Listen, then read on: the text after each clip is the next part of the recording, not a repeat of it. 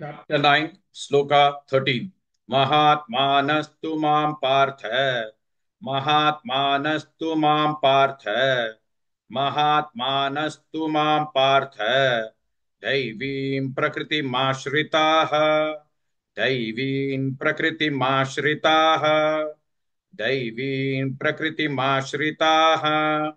Mahatmanastu mam partha. दैवीन् प्रकृतिमाश्रिताः महात्मानस्तु मां पार्थ दैवीन् प्रकृतिमाश्रिताः महात्मानस्तु मां पार्थ दैवीन् प्रकृतिमाश्रिताः महात्मानस्तु मां पार्थ दैवीन् प्रकृतिमाश्रिताः महात्मानस्तु मां पार्थ दैवीन् प्रकृतिमाश्रिताः भजन्त्यनन्यमनसः भजन्त्यनन्यमनसः भजन्त्यनन्यमनसः ज्ञात्वा भूतादिमव्ययम् ज्ञात्वा भूतादिमव्ययम् ज्ञात्वा भूतादिमव्ययम् भजन्त्यनन्यमनसः ज्ञात्वा भूतादिमव्ययम् भजन्त्यनन्यमनसः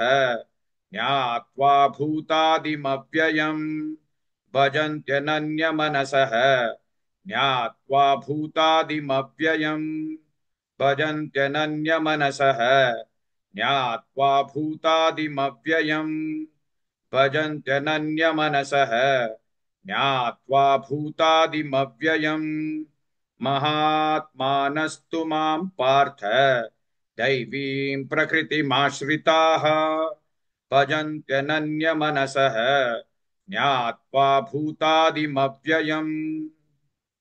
Please like and share this video because you could be instrumental in helping someone around the world recite the Srimad Bhagavad Gita, thereby helping them to have a life of unending opulence, victory and prosperity. This is mentioned in chapter 18, sloka 78. Yes, don't forget to buy my book, Leadership Can Be Child's Play. Namaste.